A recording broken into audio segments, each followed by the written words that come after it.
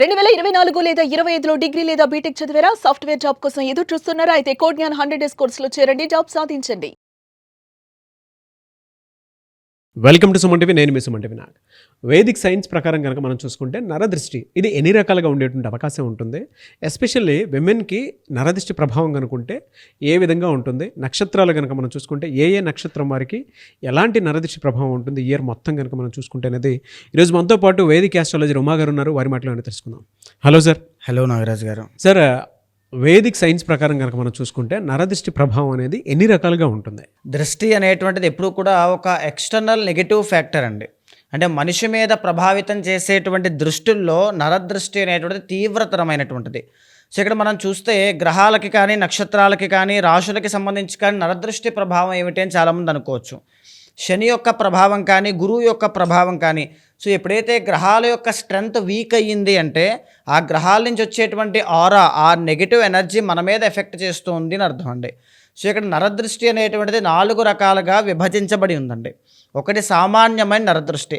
For example, మనం ఏదైనా ఒక బట్టలు కొనుక్కున్నా, ఒక ఫోన్ కొనుక్కున్నా, ఒక బండి కొనుక్కున్నా, వాహనాలు ఏదైనా కొనుక్కున్నా మనమే తీసుకెళ్ళి 10 మందికి చూపిస్తూ ఉంటాం. సో దానివల్ల చిన్న చిన్న దృష్టి ప్రభావం మన మీద పడుతూ ఉంటుంది. దాన్నే సామాన్య దృష్టి అంటారండి. సో ఈ యొక్క ప్రభావం అనేటువంటిది మన సహజ సిద్ధంగానే చేసుకునే ఆచార వ్యవహారాల వల్ల, సాంప్రదాయాల వల్ల, ప్రతిరోజు పూజ చేసుకోవడం వల్ల ఆ దృష్టి ఆటోమేటిక్గా పోతుంది, ఇబ్బంది ఏమీ లేదు. బట్ రెండవది ఏంటి అంటే మహానరదృష్టి అండి. చాలా తీవ్రతరమైనటువంటిది. సో ఇక్కడ ఏంటి అంటే మనిషి వీక్గా ఉన్నప్పుడు ఎప్పుడైతే మహానరదృష్టి అనేటువంటిది సోకుతుందో దానివల్ల యాక్సిడెంట్స్ అవుతూ ఉంటాయి. మీరు బాగా గమనిస్తే అండి, కుటుంబంలో ఒకరి తర్వాత ఒకరికి హెల్త్ ఇష్యూస్ అనేటువంటి విపరీతంగా వస్తూ ఉంటాయి. హాస్పిటల్కి వెళ్తారు, చూపిస్తారు, మందులు వాడతారు, డబ్బులు ఖర్చు పెడతారు, కానీ దానికి క్యూర్ అనేటువంటిది కనబడదు. ఇక రెండవది కుటుంబ సభ్యుల మధ్యలో తీవ్రమైన వివాదాలండి. ఎవరికి పడదు, అందరూ అస్తమానం కొట్టుకుంటూనే ఉంటారు, అస్తమానం మనశ్శాంతి అనేటువంటిది ఉండదు. సో ఇంట్లో ఎప్పుడూ నెగిటివ్ ఆరా అనేటువంటిది, యాక్సిడెంట్లు, గాయాలు, డబ్బులు ఖర్చు అవ్వడాలు, హాస్పిటల్స్ ఇవే ఉంటాయి, ఏడుపులు విడబబ్బులే ఉంటాయి. మహానరదృష్టి యొక్క ప్రభావం మనిషితో పాటుగా ఇంటికి కూడా సోకుతుందండి. ఓకే. సో తర్వాత మూడవది ఏంటి అంటే సంభోగ దృష్టి. అంటే కొత్తగా పెళ్ళైనటువంటి జంట కానీ, లేకపోతే లవ్ విషయంలో కానీ, ఒక రిలేషన్ విషయంలో కానీ ఇబ్బందులు అనేటువంటివి సంభోగ దృష్టి వల్ల కలుగుతాయండి. ఫర్ ఎగ్జాంపుల్, కొత్తగా పెళ్ళైనటువంటి వాళ్ళ జీవితం మధ్యలోకి ఎవరి యొక్క ఇన్ఫ్లుయెన్స్ అయినా పడింది అనుకోండి. సో వారి యొక్క ఇన్ఫ్లుయెన్స్ వల్ల వీళ్ళిద్దరి మధ్యలో అనుమానము, లేకపోతే అవమానాలు, లేకపోతే భయాలు, విభేదాలు దాన్ని అక్కడికి తీసుకువెళ్తే విడాకులకి దారితీస్తూ ఉంటాయి. అంటే విడిపోవడానికి కూడా సంభోగ దృష్టి అనేటువంటిది కారణం అవుతూ ఉంటుంది. చాలా నక్షత్రాల వాళ్ళకి ఈ ప్రాబ్లం ఉంటుందండి, సంభోగ దృష్టి. తర్వాత ఆఖరిది సూక్ష్మ నరదృష్టి. అంటే మన చుట్టూ ఉండేటువంటి పీపుల్లో, జనాల్లో, మన కుటుంబ సభ్యుల్లో కానీ, బయట వాళ్ళలో కానీ మన ఎదుగుదల అనేటువంటిది చూడలేకపోయి మనల్ని ఎదగకుండా ఉండడానికి, మనల్ని వెళ్ళొద్దు, చెయ్యొద్దు, మానే, ఓడిపోతావు, పడిపోతావు, నష్టపోతావు అనేటువంటి మాటలతో మనల్ని భయభ్రాంతులకు గురి చేస్తుంటారు. మన చేసే పని కూడా మాటలు విని చేయలేకపోతూ ఉంటాం. సో ఇది సూక్ష్మ నరదృష్టి అండి. దీన్ని గుర్తించడం చాలా కష్టము, బట్ గుర్తించి సరిచేసుకోగలిగితే ఎవరు ఏమీ చేయలేరు. సో ఈ యొక్క 4 దృష్టిలు కూడా ప్రతి నక్షత్రానికి సంబంధించి, ప్రతి రాశికి సంబంధించిన ప్రభావాలు కనబడుతూ ఉంటాయండి. మీరు చెప్పిన దాని ప్రకారం కనుక మనం చూసుకుంటే ఈ నరదృష్టి ప్రభావంలో జనరల్గా మఖా నక్షత్రం మహిళలకి ఏం ఉండేటువంటి అవకాశం ఉంటుందంటారు? జనవరి నుంచి డిసెంబర్ వరకు అసలు ఏ విధంగా ఉంటుంది? తప్పకుండా అండి. మఖా నక్షత్రం వాళ్ళకి, విమెన్కి ఎస్పెషల్లీ మనం మాట్లాడుకుంటే మహానరదృష్టి అనేటువంటిది, తర్వాత మేజర్లీ చెప్పాలంటే సామాన్య దృష్టి అనేటువంటిదే చెప్పుకోవచ్చు అండి. ఎందుకనంటే మఖా నక్షత్రం వాళ్ళకి ఎక్కువ శాతం వీళ్ళకి శత్రువు ఎవరంటే వీళ్ళే. ఎందుకంటే అధిపతి కేతువు కాబట్టి ఏ సమయంలో ఏ నిర్ణయాలు తీసుకుంటున్నారో, ఎవరికి ఏ విషయాన్ని చెబుతున్నారో, ఎక్కడెక్కడ ఎక్స్పోజ్ అవుతున్నారు అనేటువంటిది చూసుకోవాలి. మీ దృష్టి అంతా కూడా అంటే ఒక సమయంలో ఖచ్చితంగా మఖా నక్షత్రం వాళ్ళు బాగా గుర్తుపెట్టుకోవాల్సింది, ఒకానొక సమయంలో మీకు డౌన్ఫాల్ అనేటువంటిది కనబడుతుందండి, చాలా దారుణంగా. సో దానివల్ల అది ఒక బ్లాక్ పీరియడ్లో అనమాట. ఆ 1 మంత్ కావచ్చు, 1 ఇయర్ కావచ్చు, కంప్లీట్లీ దేనివల్ల? మీ తొందరపాటు నిర్ణయాల వల్ల. బాగా గుర్తుపెట్టుకోండి. నెంబర్ 1 తొందరపాటు నిర్ణయాల వల్ల, అండ్ నెంబర్ 2 వచ్చేసి ఆవేశంలో నిర్ణయాలు తీసుకోవడం వల్ల, మూడవది ఈగో, అహంకారం వల్ల ఖచ్చితంగా 3 విషయాల వల్ల ఖచ్చితంగా ఇబ్బంది పడతారు. అది ఎప్పుడు అనేటువంటిది మీ జాతకంలో ఉంటుంది, జాగ్రత్త పడాలి. కానీ దాని తర్వాత మళ్ళీ మీరు రీగెయిన్ అవ్వడం, రైజ్ అవ్వడం ఇవన్నీ నార్మలే, ఖచ్చితంగా ఉంటాయి. కానీ మఖా నక్షత్రం వాళ్ళు ఏంటి అంటే మహానరదృష్టి యొక్క ప్రభావం వల్ల కోర్టు కేసెస్ కానీ, లేకపోతే లీగల్ లిటిగేషన్స్ కానీ, లేకపోతే రిలేషన్షిప్లో ప్రాబ్లమ్స్ అనేటువంటివి చూడడం కానీ, డీప్ డౌన్ అనమాట, అంటే కంప్లీట్లీ అప్పుల పాలైపోవడం, ఇలాంటివన్నీ కనబడతాయండి. వీటిల్లో ఏది మీరు ఫేస్ చేస్తూ ఉన్నా మఖా నక్షత్రం వాళ్ళు బికాజ్ ఆఫ్ మహానరదృష్టి అది జరుగుతూ ఉంటుంది. ఈ 2026లో కూడా మనం బాగా గమనిస్తే అండి, గురుబలము అనేటువంటిది జూన్ 1వ తారీఖు దాకా మిమ్మల్ని కాపాడుతుంది. ఆఫ్టర్ జూన్ 1 మీకు గురుబలం ఉండదు. బికాజ్ అప్పుడు గురుడు మీకు ఎక్కడికి వెళ్తారు, 12వ స్థానమైన కర్కాటకంలో ఉంటారు. ఖర్చులు అధికం. ఆల్రెడీ మఖా నక్షత్రం వాళ్ళంటేనే ఖర్చులు విపరీతంగా ఉంటాయి, అసలు డబ్బులు సరిపోవండి. అంటే చెప్పుకోవడానికి స్టేటస్ సోషల్లీ చాలా బాగుంటుంది, కానీ డబ్బులు అనేటువంటివి నిలబడవు. మీ చుట్టుపక్కల ఉండేటువంటి వాళ్ళకి, మీ ఫ్యామిలీకి, మీ శ్రేయోభిలాషులకి, ఫ్రెండ్స్కి, సర్కిల్కి అందరికీ మీరే డబ్బులు ఖర్చు పెట్టాలి. సో దానివల్ల ఏంటంటే మనీ ఎక్స్పెన్సెస్ చాలా ఎక్కువ. చాలా కేర్ఫుల్గా సంపాదించిన డబ్బుని నిలబెట్టుకోవడానికి ప్రయత్నం చేయండి. ఇక్కడ ఎప్పుడైతే ఎక్స్పెన్సెస్ మీరు కంట్రోల్ చేయరో, అష్టమాధిపతి అయిన గురుడు యాక్టివేషన్లోకి ఆర్థిక ఇబ్బందులకి దారితీస్తారు. 6వ స్థానంలో శని ఎప్పుడైతే ప్రతి విషయాన్ని అందరికీ ఎక్స్పోజ్ అవుతూ ఉంటారో, అది క్రమేపీ ఏమవుతుంది, రిలేషన్లో కానీ కెరీర్లో కానీ ఖచ్చితంగా లీగల్ లిటిగేషన్స్ అనేటువంటివి ఉంటాయి. ఎందుకు, 6th లార్డ్ శని, అది మకరం ఇండికేట్స్ కెరీర్, కాబట్టి ఖచ్చితంగా కెరీర్లోను 7th లార్డ్ కూడా శనే, కాబట్టి ఈ యొక్క పర్సనల్ లైఫ్కి సంబంధించినవి ఉంటాయి. వెరీ కేర్ఫుల్ అండి, చాలా జాగ్రత్తగా ఉండండి.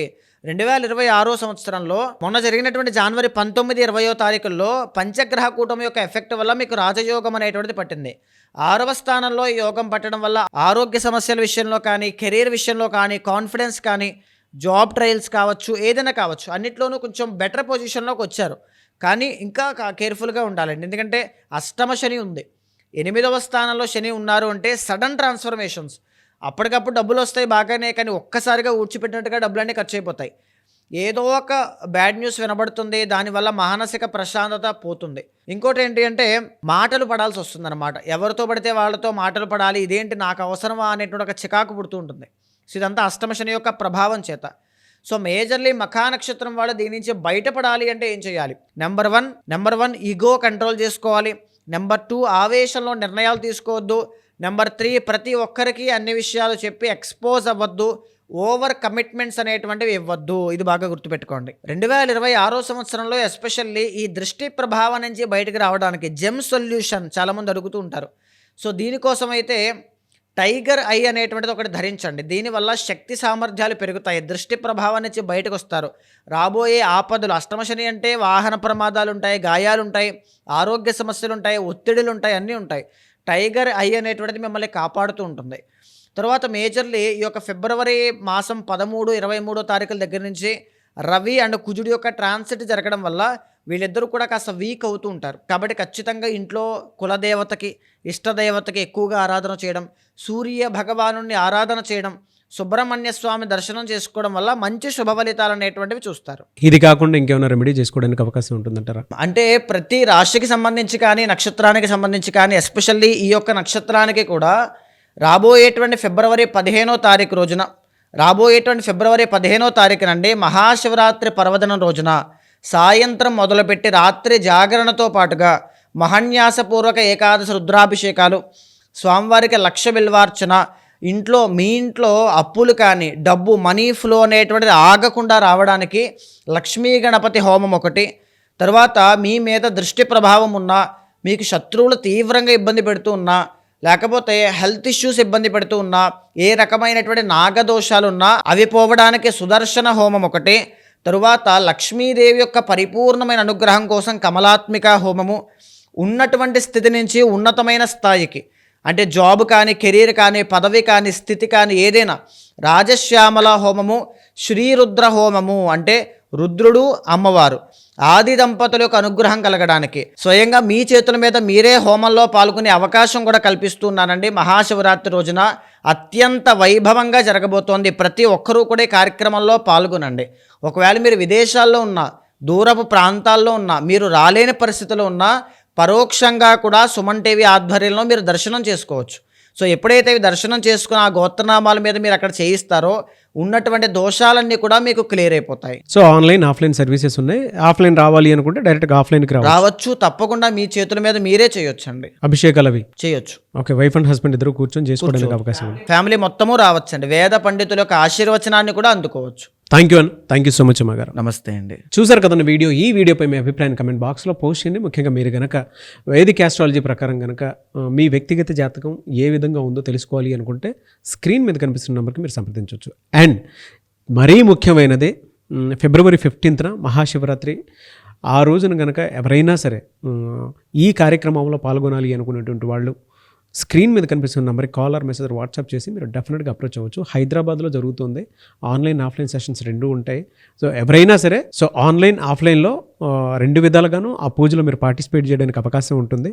ఎవరైనా సరే మీకు ఉండేటువంటి దోషాలను పోగొట్టుకోవడం కోసం మహాశివరాత్రి రోజు జరగబోయేటువంటి ఈ కార్యక్రమంలో పాల్గొనాలంటే మాత్రం స్క్రీన్ పైన కనిపిస్తున్న నెంబర్కి సంప్రదించండి.